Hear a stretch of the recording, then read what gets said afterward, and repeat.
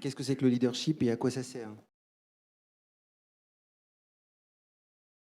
Alors, moi, je définis le leader d'une façon un petit peu différente. Pour moi, il y a les chefs et il y a les leaders. Le chef, c'est celui qui a un objectif, un plan, et qui va emmener une équipe pour atteindre l'objectif. Ça, c'est le chef. Et ce qui le caractérise, c'est qu'il a de l'autorité. Le leader, ce qui le caractérise, c'est qu'il a une vision et que les gens le suivent. Et c'est pas parce que on le suit pas parce qu'il a une autorité sur nous, on le suit parce que on croit, on adhère à sa vision. En fait, pour moi, il y a plein de leaders. Le leader absolu, par exemple, Gandhi, le leader absolu, De Gaulle, le leader absolu, Martin Luther King. Et je dis souvent ça, Martin Luther King, il n'a pas dit « j'ai un plan ». Il a dit « j'ai un rêve ». Et en fait, c'est exactement ce que je veux dire. Le leader, c'est celui qui va inspirer. On va le suivre parce qu'il vous inspire. Le chef, on va le suivre parce qu'il vous dirige. Voilà, pour moi, c'est la grande définition. De ton côté, Fabienne?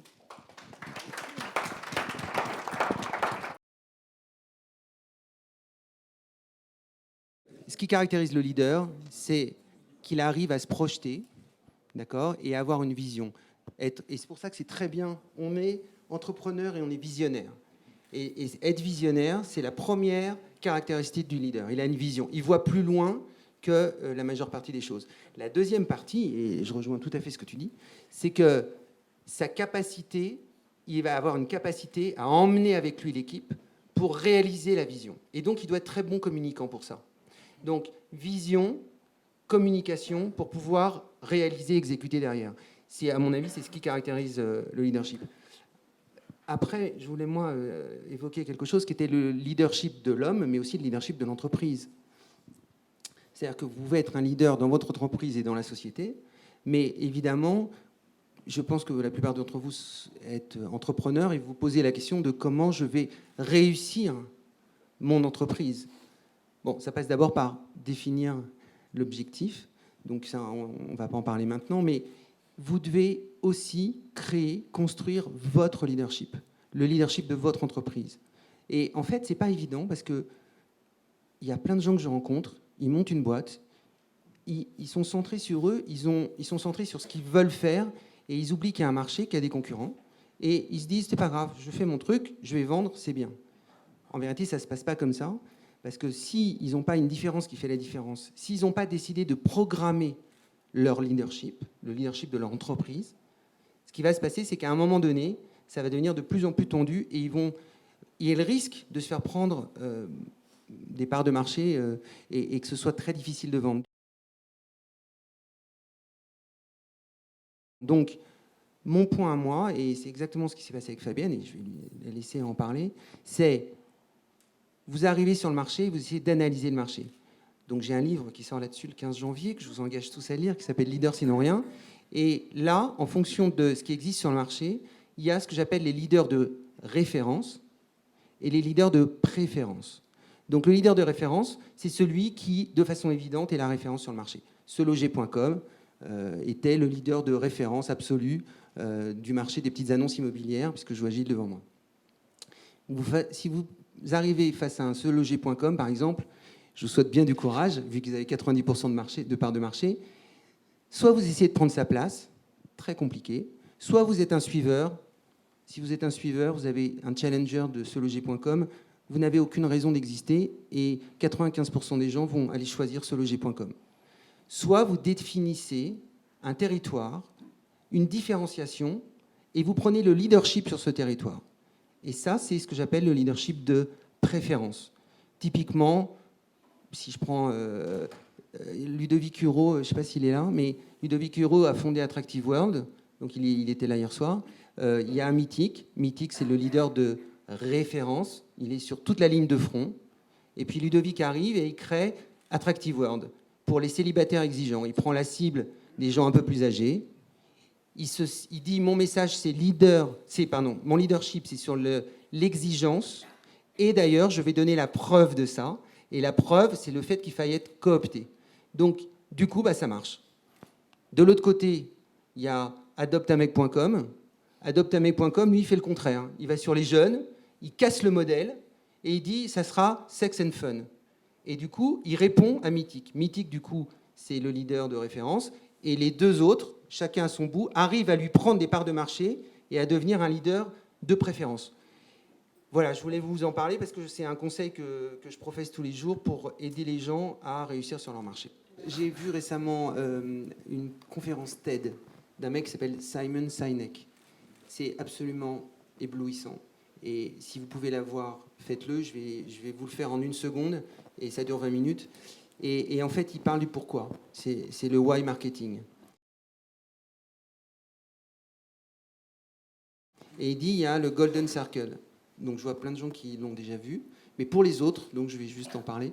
Et le golden circle, c'est 3 cercles. Au milieu, il y a le why. Non, pas au milieu, enfin, oui, au milieu du cercle. Donc, le pourquoi, mon geste. traduisons. Il y a le pourquoi, après il y a le comment et après il y a le what, le quoi. En fait, le vrai problème de beaucoup d'entreprises, c'est qu'elles se concentrent sur le quoi, elles parlent des fois un peu du comment et elles oublient le pourquoi. Et si on prend un exemple précis, par exemple, on prend Apple parce que c'est tellement évident et qu'on va prendre Toshiba de l'autre côté parce que c'est le premier qui me vient à l'esprit. Ben, chez Toshiba, vous achetez du quoi? Vous achetez un ordinateur. Du coup, vous n'avez aucune envie de racheter derrière. C'est juste un ordinateur. Vous l'achetez pour sa fonctionnalité. Éventuellement, il est un peu sympa. Alors, le comment va jouer dans la préférence. Quand vous achetez un Apple, justement, vous voyez, vous n'achetez pas un ordinateur, vous achetez un Apple. Vous achetez le pourquoi. Parce que dans les années 80, il y a un génie qui a dit, un leader charismatique, inspirant, qui a dit, c'est pas à l'homme d'apprendre l'ordinateur, c'est à l'ordinateur d'apprendre l'homme. Et ça, c'est très inspirant. Et du coup, c'est pour ça que ça a créé une espèce de secte géante, que maintenant Apple, ça vaut 700 milliards de dollars, et qu'on achète du Apple pour le pourquoi. Mais après, évidemment, il faut être très fort sur le what et sur le quoi et le comment. Évidemment, le comment, ça a été le design, et le what, ça a été des produits merveilleux. Et le golden circle d'Apple est toujours le même. C'est-à-dire que le why reste le même, le how reste le même, le design, et autour, bah, vous avez plein de produits différents maintenant. Vous avez l'iPad, vous avez l'ordinateur, etc., etc. Donc, le smartphone. Donc, je vous engage à avoir ça en tête parce que quand vous réfléchissez à quoi que ce soit, posez-vous la question du pourquoi. Et donc, c'est vrai en tant que leader et c'est vrai en tant qu'entreprise. À partir du moment où les gens viennent chez vous pour le pourquoi, ils vont rester. Et on est dans ce leadership inspirant dont je parlais tout à l'heure, de gens qui ne vont pas se contenter d'acheter le what. Je pense que la première chose, c'est de vous connaître. Il faut vous connaître vos valeurs ajoutées, travailler sur vos valeurs ajoutées, et surtout pas sur le reste, et trouver des associés qui vont venir être ce que vous n'êtes pas pour pouvoir vous compléter. En fait, une Dream Team, c'est pas 2 potes qui se mettent ensemble et qui sont contents de se voir le matin. Une Dream Team, c'est l'association de valeurs ajoutées qui se complètent pour atteindre l'objectif.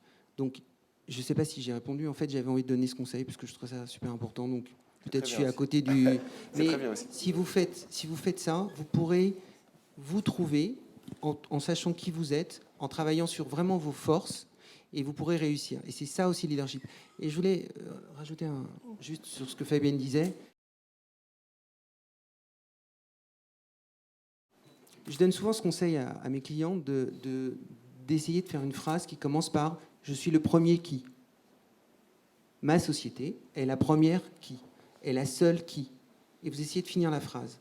Et là, évidemment, si vous arrivez à finir la phrase, ça veut dire que vous avez trouvé la différence qui fait la différence. Ça veut dire que vous avez réussi à conceptualiser cette supériorité dont vous avez besoin pour que les gens vous achètent votre service ou achètent votre produit. Donc, vous devez absolument travailler sur ce qui singularise votre entreprise, vous différencie. Et ensuite, et je réponds à ta question juste d'avant, mais quand vous avez trouvé ça, vous êtes vachement sûr de vous. Parce que vous avez trouvé votre vérité. Et quand vous avez trouvé votre vérité, vous pouvez foncer. Tant qu'on ne sait pas qui on est, ce qu'on vend, où on veut aller, évidemment qu'on n'est pas sûr de soi. À partir du moment où on est centré, à partir de là, vous êtes sûr de vous. Vous êtes complet, entier, et vous allez y arriver. Voilà. Merci Eric. Reda, de ton côté? Fantastique.